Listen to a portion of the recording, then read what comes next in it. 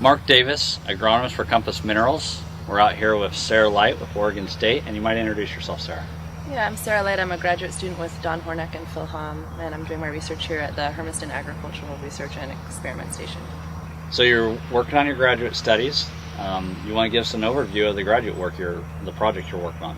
Sure. So here behind us you see my field plots. It's a potassium trial.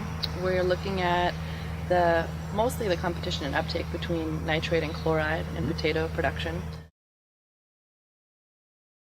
So really dialing in kind of the recommendation process and kind of driving at greater efficiency and better utilization of nitrogen fertilizer as it relates to that interaction with chloride. Exactly.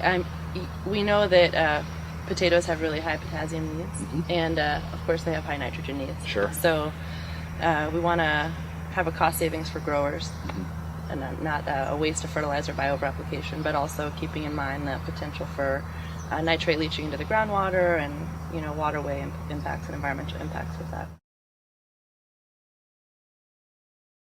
Any kind of indications from the first year, or kind of learnings, or kind of how you plan to roll this into a thesis or a report? Well, in the first year we had some interesting yield data. We saw definitely differences in terms of, although total yields were pretty consistent, definitely potato sizes varied quite a bit based on potassium type. And specific gravity was also pretty varied.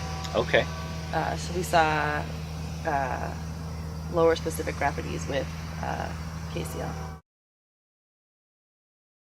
So the idea is that once we're done with this experiment, a grower can go into the field mid-season and take a petiole and look at the chart and know what the rates of application that they used were, match that to the petiole reading, and see what the needs might be going forward. Okay. And he would base that also on his past management of K source or... Exactly. Perfect. Exactly. And so because research has shown that there is a competition between nitrate and chloride in the plant for uptake, so as chloride levels increase, nitrate levels are depressed in the petiole.